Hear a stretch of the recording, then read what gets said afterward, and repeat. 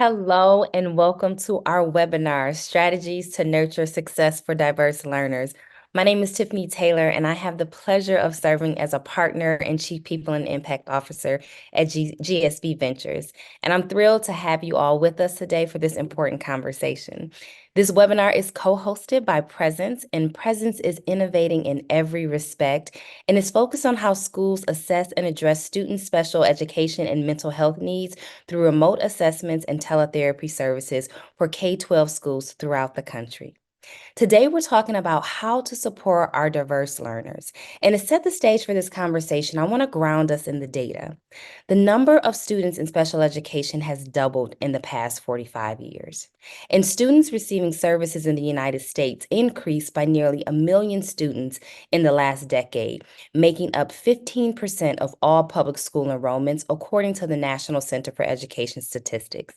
So in an educational landscape reeling from the effects of years disrupted schooling, diverse learners more than others continue to feel the impacts of disruption most severely.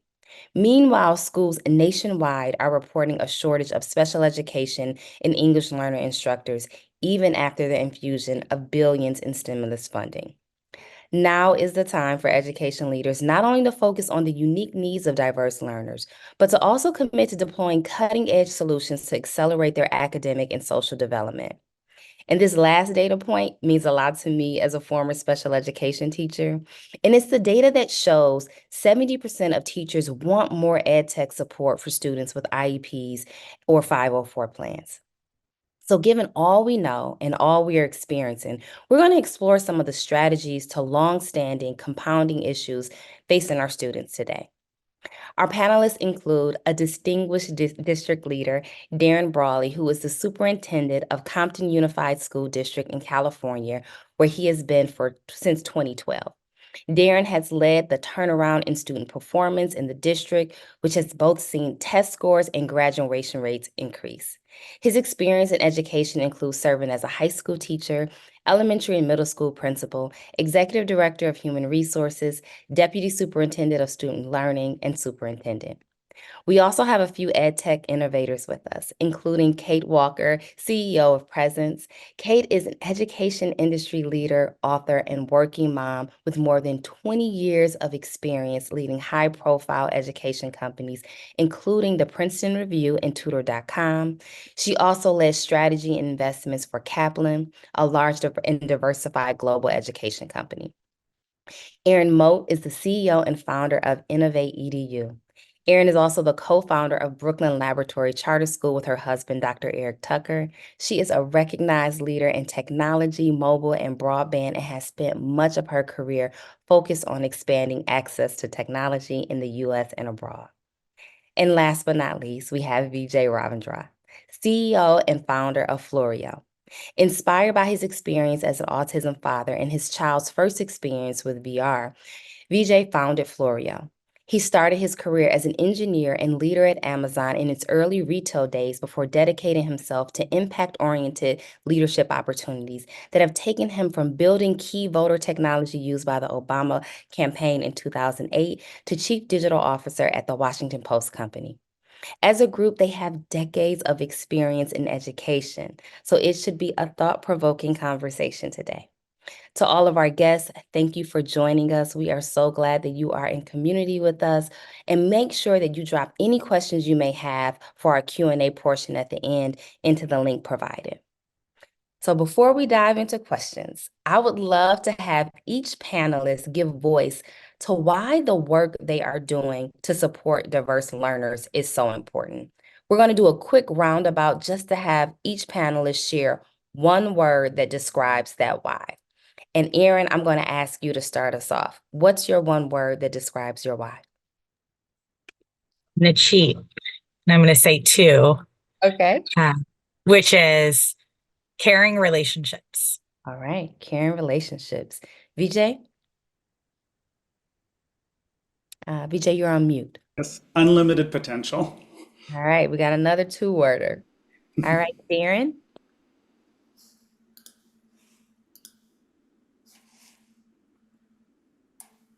Opportunity. Opportunity. And Kate?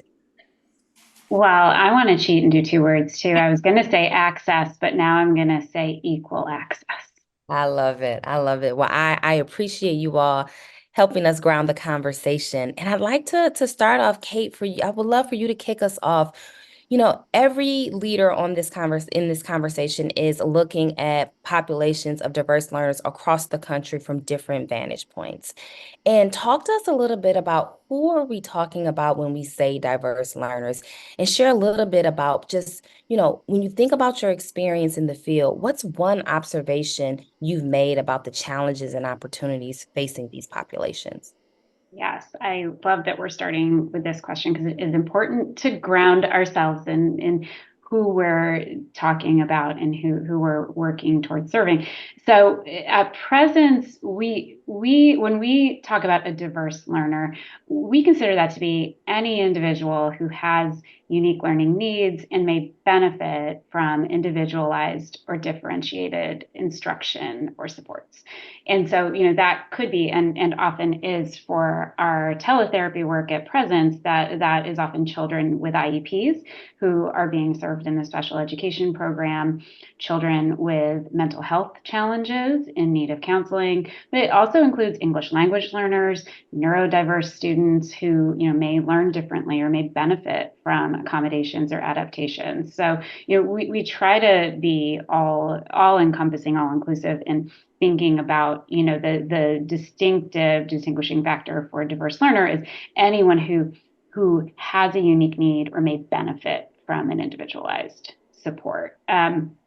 In our work at Presence, so as I said, we're primarily serving the special education programs in school districts, and so our speech pathologists, our school psychologists are providing therapy, evaluating for disability, and one observation that I've taken away across those experiences of our clinicians is that with teletherapy, we see for this population, the world is increasingly digitally oriented and enhancing digital literacy skills in general, digital citizenship for this population is really important.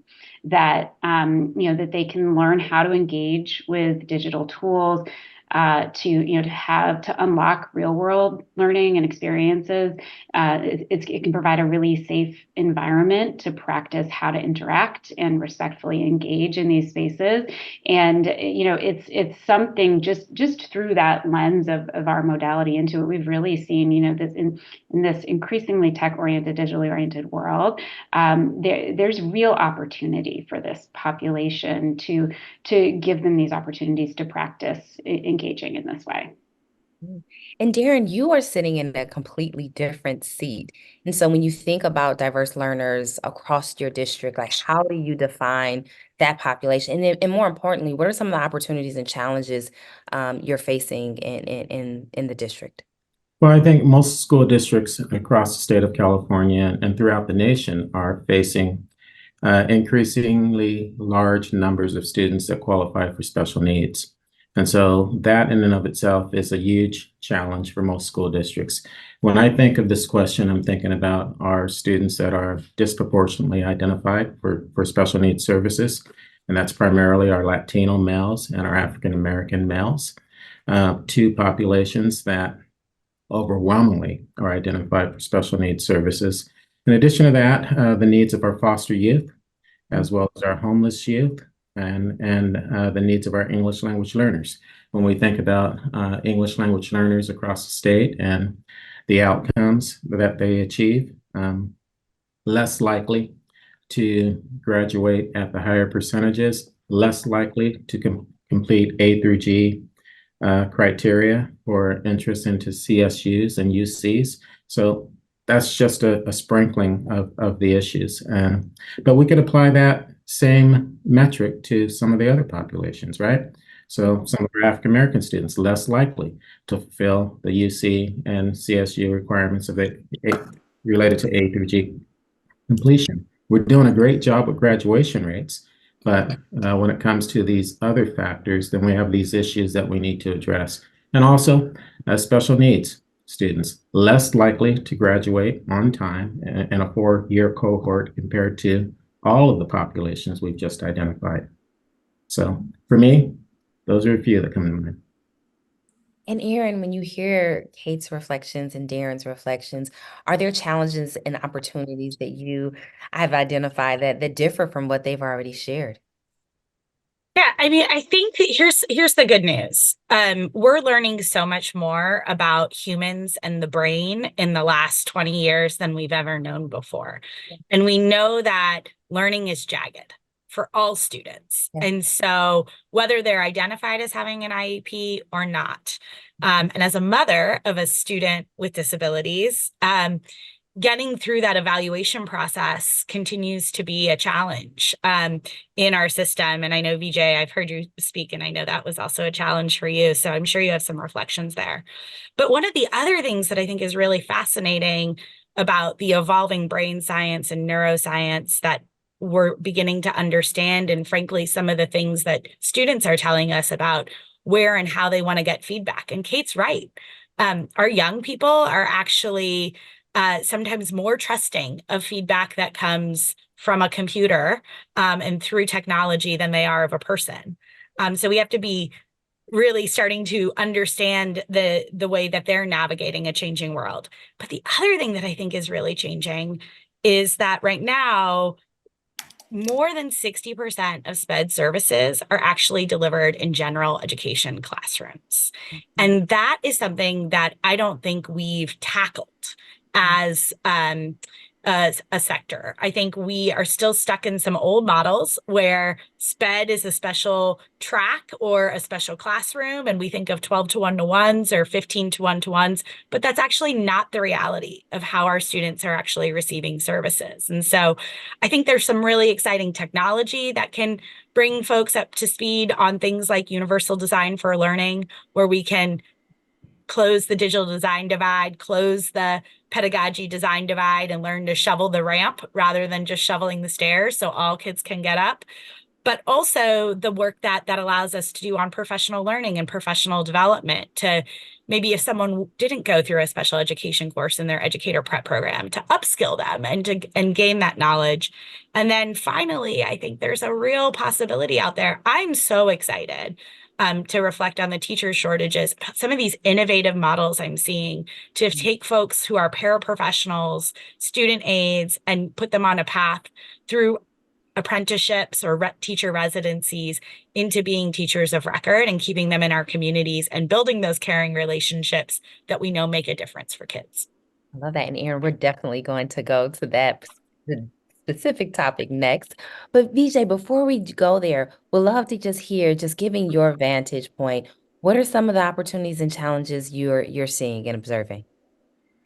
Yeah, thanks. Yes, Erin mentioned I'm both a technology CEO and also a parent of a child who has special needs. And I think the first thing that's a really great opportunity is the rising expectations of the entire community, parents specifically, that I think, when I was going to school, neurodiverse learners, which is the focus of Florio and our virtual reality system, were often simply excluded from the social engagement elements of going through schooling. And if they were keeping up academically, they were fine. If they weren't, then they might have been put in a special classroom, and at that point taken a completely different road as far as what their outcomes and opportunities were career and life-wise once they reached adulthood. And those expectations have been shattered today, where parents expect and the children themselves expect that they are going to go to college or find that right vocational track. They're going to be gainfully employed, that they're going to one day be able to live on their own, have meaningful relationships. And I think that is a tremendous opportunity as a result, because now there's a hunger for solutions that can raise that ceiling and create those opportunities. And so, I think the other related element for the neurodiverse that I've learned both in parenting, but also in seeing our system in use in the hands of talented teachers, is that if you can create ways for more practice to occur, to gain more skills, many kids can do the skills that they've been told that they're failures at. They just need more swings of the bat. And if they can get that chance to swing the bat, they can hit the ball. It just might take a little bit longer. And we have to come up with opportunities to create more at-bats for kids. I love that. More opportunities. You like, and you like we my, have to believe in them, right? I think it's a little bit, definitely a little bit of both. Darren, you you want like, to jump in? yeah, you like my word, opportunity, right? That's right. Absolutely. And Erin set us up perfectly for the next question that I have for you all. You all can attest to just long before the pandemic, schools across the country have faced challenges filling vacancies in specialized positions, including special education and English language learning. And the issue has, of course, been exacerbated by the pandemic. So why has this been so challenging to address even before our current crisis? And what do we need to do to build a deeper bench of educators who can support students more broadly? Erin, you kicked us off with a few reflections. If you want to add something more, we'd love to hear some of your excitement about the innovations that you're seeing. Yeah. Well, first of all, this is widespread, no matter if you're in Idaho or Illinois, whether you're in Indiana, I don't have another I state off the top of my head, but no matter where you're at, 65% of our public schools have sped shortages right now. And this has been, as you said, Tiffany, something that's been persistent. And I think it really falls into three areas. And actually, this is what educators are telling us. One, there are pretty heavier barriers to entry to become a special education teacher, both in terms of additional clinical practice needs, but also additional coursework that's demanded of them. And we're not sort of thinking about how we remove those barriers of entry, particularly for our diverse teacher candidates in particular. There's a huge administrative burden when you're a special education teacher. The amount of work that you do is sometimes 2 to 3x in terms of administrative paperwork that you need to do, whether it's thinking about an IEP or having to, make sure that when you're delivering an assessment, you're compliant with a 504 form. Some of these same administrative burdens also exist with our multilingual learners and folks that are specifically serving in those roles. And then finally, I'm going to say the hard thing.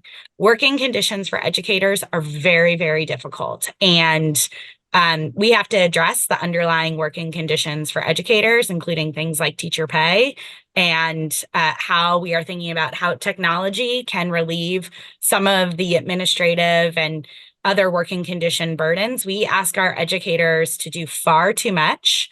We ask them to be like social workers, guidance counselors, lunch coordinators. When I was at Brooklyn Lab, I was the laundry matron because some of our kids were homeless. And so we had a washer dryer and folks would come and do their laundry for their family because they were in a homeless shelter. So I had to be the laundry matron with like the helping kids learn how to fold clothes. We ask our schools to do a lot. We ask our educators to do a lot. And so I think we really have to rethink the working conditions that we're having our teachers experience. And so I think there are some innovative educator models that are happening. And I'm really excited about, frankly, the unprecedented financial support that isn't reliant on ESSER funds for the development of these models. I want to say that again, that is not reliant on ESSER funds that are durable streams of funding. So educator apprenticeships, growth from 2 states to 31 states in a year, $200 million in open right now from the U.S. Department of Labor for educator apprenticeships, $5 billion coming down the pike in the next 5 years, guaranteed money, really trying to address some of these shortages. Great work happening in places like Dallas College, who has an educator apprenticeship where everyone who graduated became a special educator in the local Texas district, or the UFT in Chicago, who has taken paraprofessionals who have been kind of stuck in these, what I would consider really like no pathway to educator promise or salary growth jobs, and have converted them into apprenticeships so people can earn and learn and get those degrees. Yeah. I also think there's really exciting things that are happening at our HBCUs, MSIs, and TCUs, which train a huge amount of our diverse teacher candidates. 30% of our diverse teacher candidates come from those schools. There is new support and funding for that work. And then again, just from Hawkins funding to other dedicated funding. And then these more durable streams that are really trying to get at some of these baseline issues, barriers to entry, administrative burden, and working conditions. And I'm also excited about things like places where there is guardrails and guidelines around AI, and we can be using AI to write positive focused IEPs, or using AI to help scaffold lesson plans, or using technology to have a mental health professional come in and give services that aren't available to a teacher or to a young person. So I'm sure my other panelists have lots of things to say there, but that's the stuff I'm pumped about. I'm excited to hear that, and especially just your ability to speak to the resources that are available outside of ESSER Fund. I think that's incredibly important. Darren, as the systems leader on the call, you have been an educator. You have been on the other side of this conversation. When you think about not only your experience as a teacher, as a principal, as a director, right, for human resources in a system, and now as a systems leader, who's charged to manage and navigate these challenges. What are you doing in California to ensure that you have the leaders in your classrooms and in your schools that our children need? Well, a very interesting topic, of course, and some of the things have already been mentioned, but she touched upon the demands of the position. Special education teacher is a very demanding position. We're doing a lot of professional development of the teachers along the way. Without the professional development, then most teachers that are entering that field are simply going to burn out. One of the questions that you posed last time was, what led to it? She mentioned that it's always been an issue, particularly for special education teachers, but the spending frenzy that occurred with the ESSER funding, school districts were simply outdoing one another in terms of the increases in salary that led to significant shortages depending on what your salary schedule consisted of. So that was an issue. In terms of things that we're doing for the students, we have a very robust AB 288 system within our school district, which is dual enrollment for students that are enrolled in high school to take advantage of college courses at the community college. That partnership is with Compton College, and we open that up to everyone. And so our EL students, as well as our special needs students, have access to that throughout all of our campuses, throughout every single campus. AB 288 enrollment is very robust within Compton Unified School District. As far as supports, we have EL specialists that are at the school sites to support the teachers of English language learners. And we just recently opened up specialist positions to support the teachers of special needs students. We have in-class tutoring support that is provided to all students within Compton, inclusive of special needs students, as well as English language learner students. Our EL students at the elementary level, they participate in a journalism club, which promotes writing and pen pal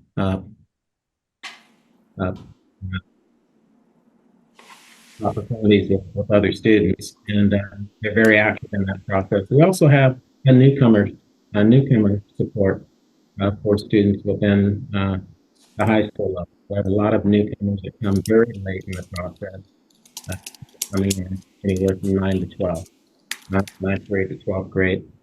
Dual language is also very robust within Compton Unified School District. We have 3 dual language schools, plans to expand to a 4th. And we have extended year support for our English language learner students, as well as our special needs students through the form of summer school and end of the year support for our neediest special needs students. And extended course offerings. So most high schools have 6 periods. We have a 7-period day, which provides an opportunity for special needs students, as well as English language learner students, any student for that matter, to become better at the courses that they need, and also completing the A through G requirements that typically your English language learner students and your special needs students are significantly behind the rest of the pack in terms of fulfilling those requirements. Kate, I'd love to have you help us shift gears just a little bit because the pandemic put a spotlight on telehealth as a viable service model for providing special education related therapy services to students from big and urban districts to rural communities. But this solution has continued to really thrive post-pandemic. And we know it's been a positive lever for supporting some of the staffing challenges that we've just surfaced here. And so I want to hear from you. So first, just describe for us, what does telehealth and teletherapy look like in our schools, especially those that you partner with? And, would love to also hear your thoughts on if you believe it can actually be a strong support or lever to the in-person only model that so many districts currently have. Yeah, I mean, the rise of teletherapy to support school programs and the persistence of it through the pandemic, I think it's tied to the shortages that we're talking about, but not only or even primarily in that literal way of, oh, if there isn't someone that can be hired locally, then teletherapy is another option. But really, it starts with, we have this interesting lens because we're hiring clinicians who have been working in schools, but who, for a variety of reasons, are seeking a different way to work. And we're getting a significant number of applicants, in every state, and every day, every month, who are interested in working this way. And they say, when we survey why did you come to teletherapy, the number one reason that they're giving is for remote work. But I think it's important to get underneath that about, well, why? And the why is because of the burnout. Erin, you mentioned this. It's really challenging and pressured, and the workload is heavy, the caseload is heavy, and with shortages across all teams, you're often being asked to cover for someone else, cover for a vacancy, right? It can really build up and feel like a lot of pressure.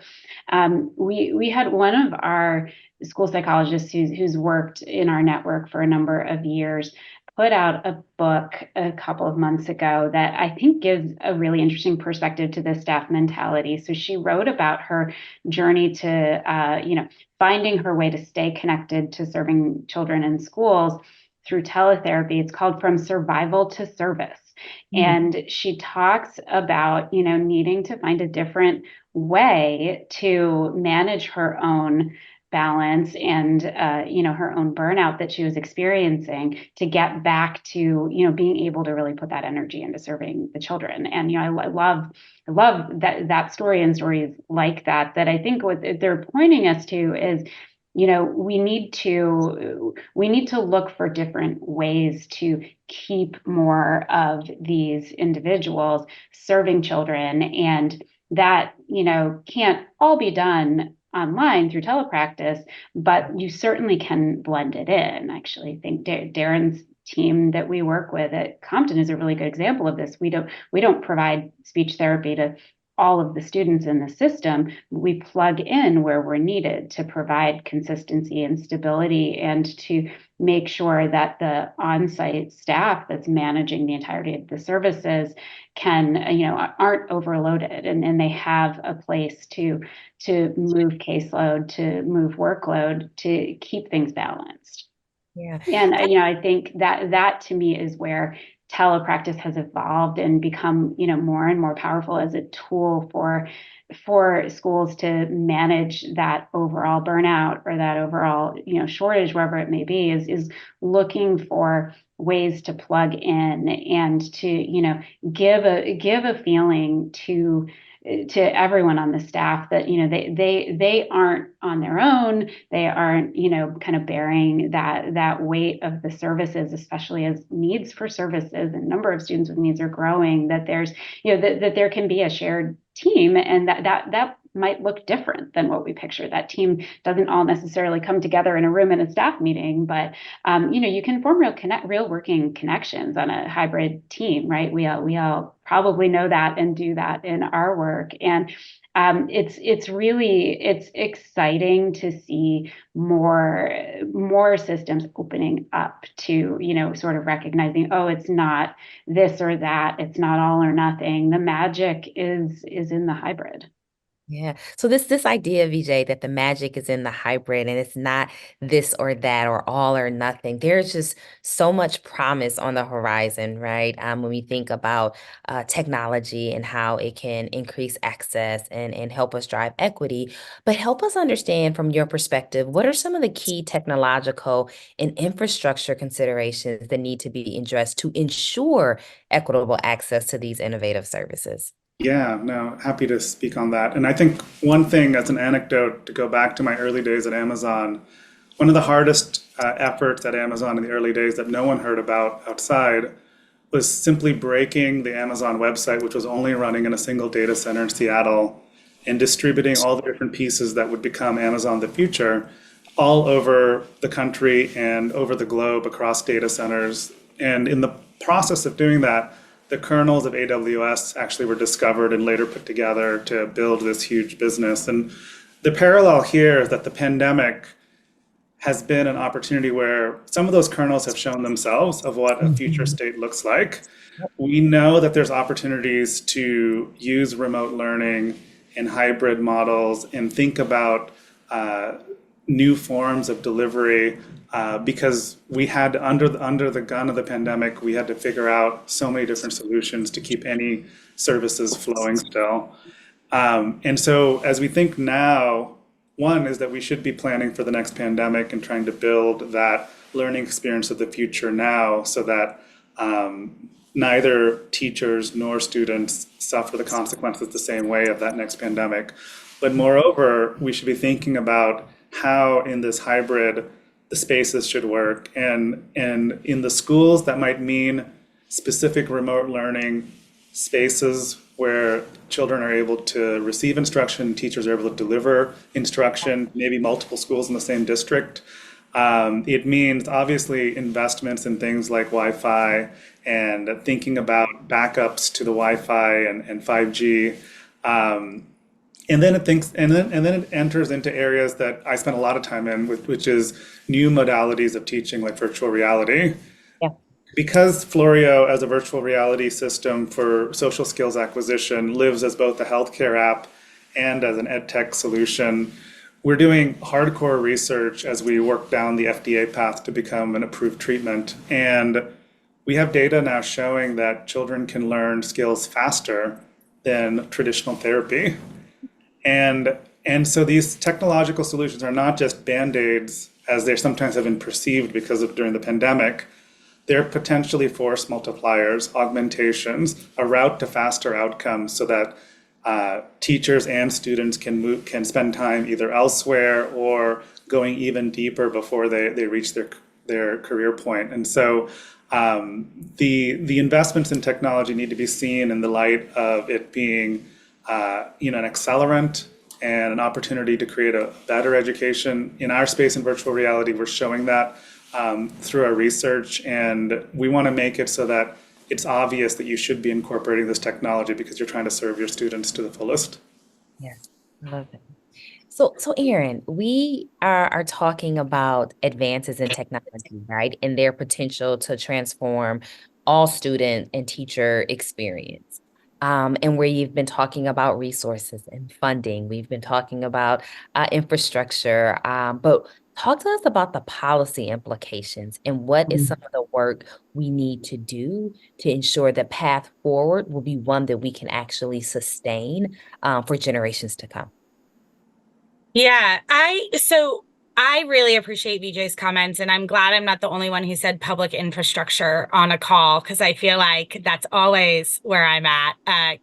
But I do think there's investments we still need to make around digital use. So how are we supporting the professional learning that Darren talked about, in order to help teachers understand how to use these tools effectively, how to interact with these tools, how to do exactly what Kate talked about, which is like how to use it when it's a handoff, as a supplement or as a primary. Like there's some professional learning that we need to do with our educators. And I'm using the word educators there very broadly because I think it's not just folks who are standing in front of kids. I think it's, folks who are doing guidance counseling, folks who are doing speech therapy, superintendents and others, so that we're helping our educator workforce understand the non-emergency learning, which is what happened during the pandemic. Just to be clear, that was emergency learning. That was not like personalized learning. That like there was sparks of personalized, sparks of digital, sparks of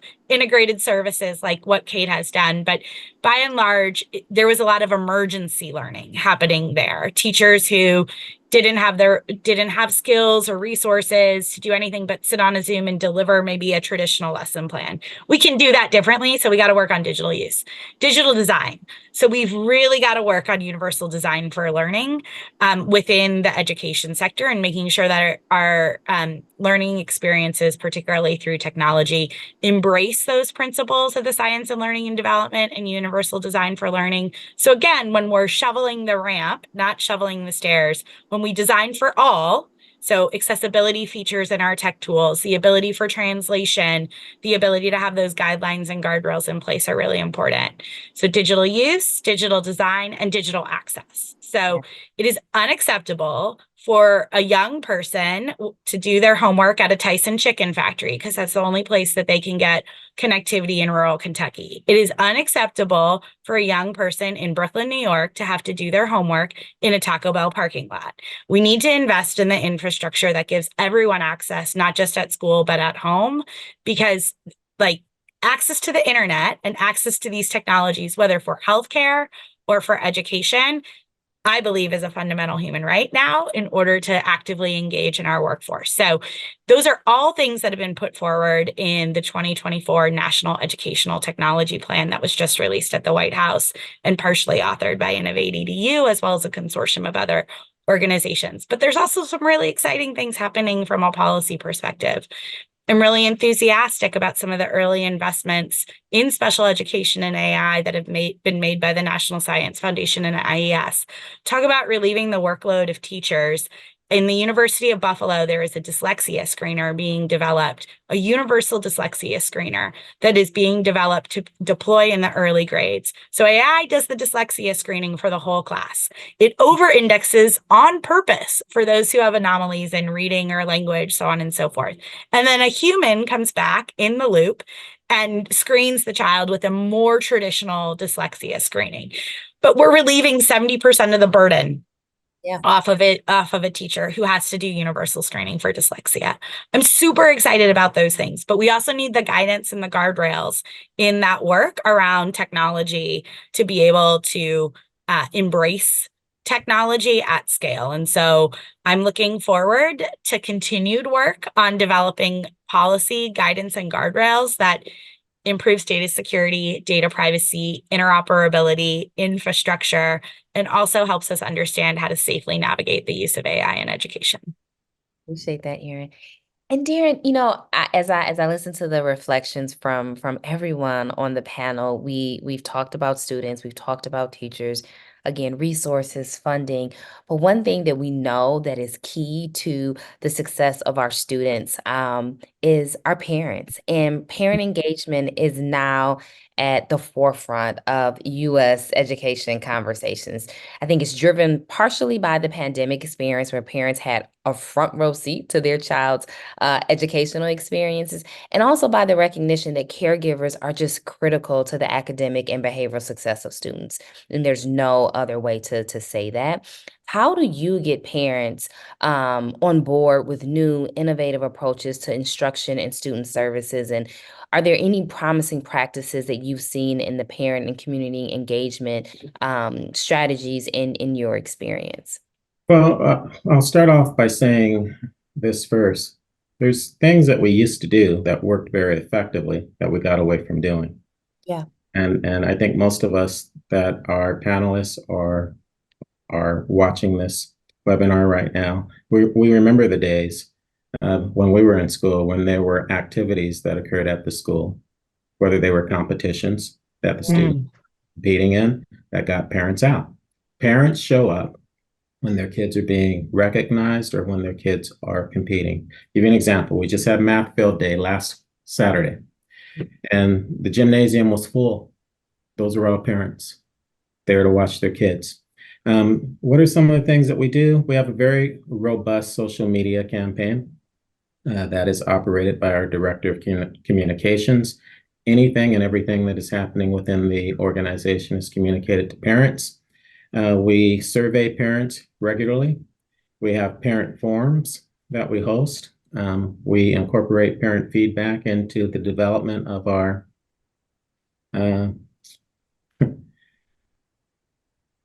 of our vision and goals related to what we're going to do within the organization.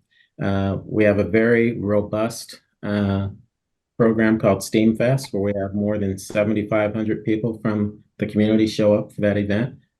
Vast majority of those parents. And why are they there? To see their kids. Yeah. See their kids perform and showcase what they've learned in school. Once again, student competitions always get parents out. We have the normal things like the usual advisory committees, whether those are, for your English language learner parents, your special education parents, your student, your school site council, PTA, whatever that is. We do all of that, coffee with the principal, all that stuff. But also we have events, to foster parent engagement in like FAFSA completion. Compton Unified School District has always had one of the highest FAFSA completions in the state of California and nationally. We consistently outperform both of those. And we also invite our parents in with transition meetings, whether it's special education, whether it's transitioning from elementary to middle school, whether it's transitioning from middle school to high school. Our parents are actively involved in those transition meetings. So we have a very robust engagement opportunity. Are there things that we can do better? Yes. Are there things that we could learn from others? Yes. But we have a very active campaign within the organization. Love that. And so Kate and Aaron and VJ, I would love for you to put on your parent hat.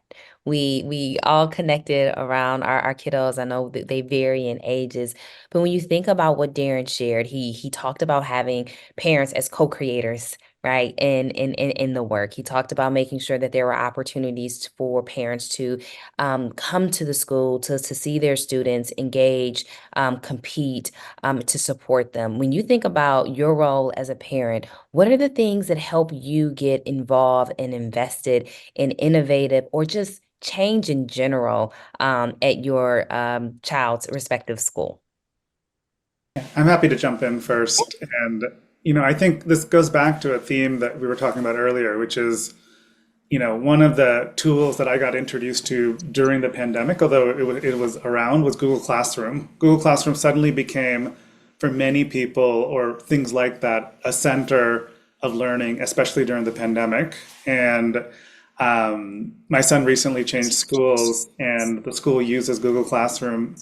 And just knowing what homework is assigned, whether he's turning it in, and being able to every now and then look at what he turned in or see the grades that flow back, incredible visibility that builds engagement. It starts conversations. Hey, why did you get 6 out of 10 on that quiz? And those can be huge door openers towards the engagement, but it also then leads to richer conversations with the teachers. And so, when we think about education technology, there's huge opportunities to create, instead of a one-to-one relationship between the student and the teacher or the student and the parent because they're doing it at home, to think about the parent and the teacher as part of a larger team that's supporting the student, and that these technologies take that into their design from the beginning and incorporate that in every aspect.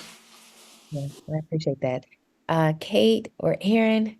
Well, I would say it really resonated when Darren was talking about, we've fallen out of practice in creating these events and activities that bring parents in. And I say really as a parent, invite us in is probably my biggest feedback to my daughter's schools, and that did, we stopped getting invited in for a long time, and then you miss out on all of the opportunities to really understand what's happening, to the fun moments, to see your child thriving and achieving and celebrated. And so it's been really valuable. This year has felt like there's a shift and there's a change, and it taught me to do the same in our work. And we had stopped doing site visits to observe how teletherapy is experienced. What does that look like when you're in the classroom and watching it happen from the angle from which the child experiences it, and the on-site staff. And so we started inviting ourselves in again, and have been warmly welcomed. And those moments of being in it and seeing it are what matters. I think people want to be invited in, parents especially.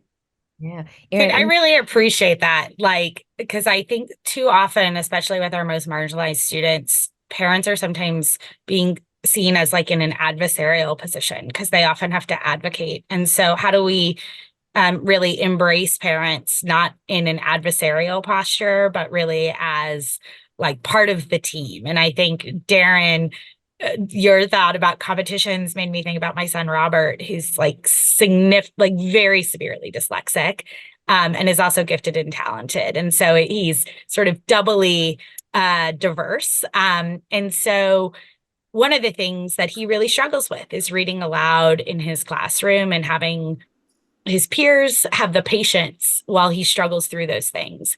And yet, through technology, he and through audiobooks and books he can listen to while he's flipping the pages, as well as a program that helps track how many words he's reading. He just passed reading 2 million words this year in his school year, and he's going to make 3 million. And there's celebrations, like he's on the school TV channel, and we have a millionaire cake, and he goes around and talks about how he's a millionaire, which at 9 is like a very big deal. But there's also a place for me as a mom, and my husband Eric as a dad who's also a special educator, to help him have safe space at home, to struggle through and to be connected, and then see those rewards show up in the classroom, see that effort show up in the classroom, even though when he's with his peers and reading out loud, he still doesn't yet feel successful. But I think he knows he can be successful. And what that's meant is like he's advocating for himself in a really, really different way. So I think let's flip the script. Let's not treat parents as our adversaries, but really as our partners in this work. I think it can be really powerful. I appreciate that. And we're going to start pulling from the audience questions. So guests, if you have questions, please pop them in. But Darren, I know you wanted to add something there. Yeah, just two things. When I was a principal, we had an event with NASA astronauts that came out from Columbia, Space Shuttle Columbia. And the staff thought that we would not be able to get parents there and the students there. One simple thing, an ice cream for every kid that brings their parents. We packed out the the multi-purpose room. It was standing room only. An additional thing that I wanted to share, esports. We have students in esports. These are not typical kids that play other sports. Yet, when we do esports, that room is packed more than we get at basketball games. Students, family members, everyone coming in to cheer for your not so traditional individuals that are engaged in these types of activities. I appreciate that. I mean, in this conversation about parents and their role, Kate, would love to toss this question to you. Collaboration between educators and tech developers and policymakers is crucial for the success of educational innovations, right? It's another form of partnership. How do we foster more effective partnerships between those three groups? It's something that's incredibly important to me when I think about bringing educators and entrepreneurs together in a way that transcends the transactional relationships that sometimes exist. And so talk to us a little bit about your experiences and your hopes for what those collaborations could look like moving forward.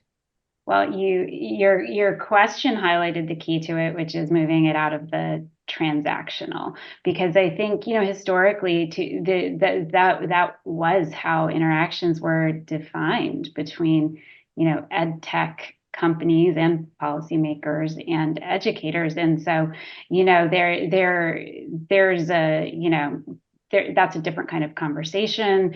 There can be a guard up there, or it can feel like there's an angle, right? And so you have to move it out of those interactions completely and create opportunities to talk, to talk in a more strategic, creative, open forum kind of a way to really be able to, listen and understand. I mean, I think from the company perspective, when we think, how do we really understand what the other stakeholders need and want? I mean, again, I go back to these site visits that we've been doing throughout our partners this year. It's a day spent going around and seeing the different buildings and talking to staff at all levels, and just listening to how they live their days, describe their days, what their challenges are, and kind of bringing that back into the development cycles. It takes, this is, I suppose, not revolutionary, but it takes a lot of conversation and listening without an angle or an agenda or a sales goal or anything like that. And that is actually a newer thing in our sector. I think, I mean, I've been to more conferences this year that are deliberate in bringing together educators and companies and investors and so on. Obviously, ASU+GSV has been doing that for a long time and creating those dialogues that can be strategic and not transactional. Appreciate that. So we have 4 minutes left, friends, just 4. So that conversation was rich. It was full of wonderful insights. And so as we close out, and I know the audience is dying to hear this, if you could share one tangible thing that schools, from your perspective, given the seats that you sit in, could do to better support our students year-round, support all students, what's the one tangible thing that schools should be and could be doing? And I'm going to give VJ the microphone first, and then we're going to pass it over to Darren second. So this might be horribly impractical, but I don't run a school, so I can say what I want. Yes. I think every child should have an IEP, and that we should figure out a way to create an IEP for every child. One, it would create a more efficient process for all parents, which would be great. Two, the insights there can be extremely informative, especially because we know there's so many biases in how expectations are set for what we want our kids to be able to achieve, that many of which are systemic, that can be raised if we, in a disciplined manner, for every child, thought about their education needs. All right, Darren. For me, student mentoring opportunities, the difference between successful students or successful individuals is opportunities and individuals that invest in those students. Love it. Thanks, Darren. All right, Aaron. But just like Darren went back to his original word of opportunity, I'm going to go back to my original word, 2 words, because I broke your rule, Tiffany. Sorry about that, of caring relationships. So here's the reality. Technology is never going to replace a great teacher, because the thing that moves the needle for young people is if they have a meaningful connection with an adult and if they have a meaningful connection with school. And we know that not just because of what's happened in the pandemic, but science tells us that, right? Young people who say they have a meaningful connection with school, or one caring adult, doesn't even have to be a teacher, it could be a coach, a mentor, a guidance counselor, a speech therapist that they have through telehealth with presence. reduces suicidal ideation by 33% in young people. The Surgeon General tells us that, the research tells us that, and the CDC tells us that. So here's the thing.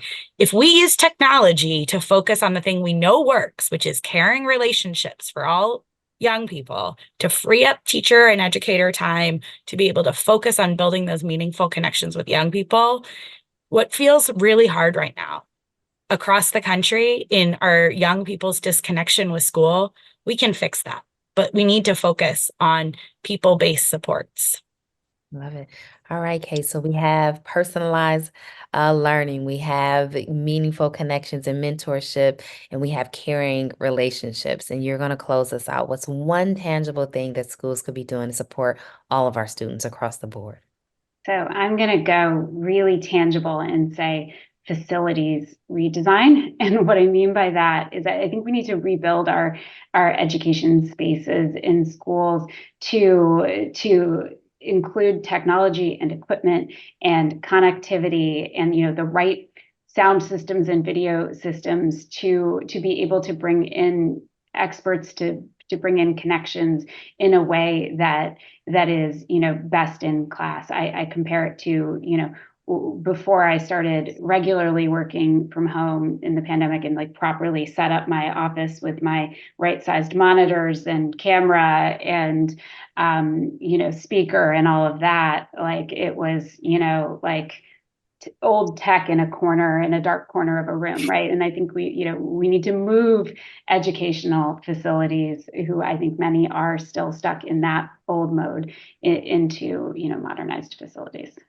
All right. Well, I want to say just thank you to our panelists for taking the time to join us.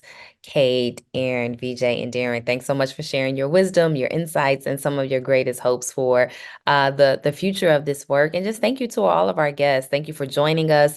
Thank you for recognizing the importance of this conversation and this work. And thank you in advance for the work you are leading and the work you will lead to support all learners. And so make sure you keep an eye out for our webinar in May that's going to talk about innovative approaches to staffing. We definitely hope to see you there, and enjoy the rest of the week, folks.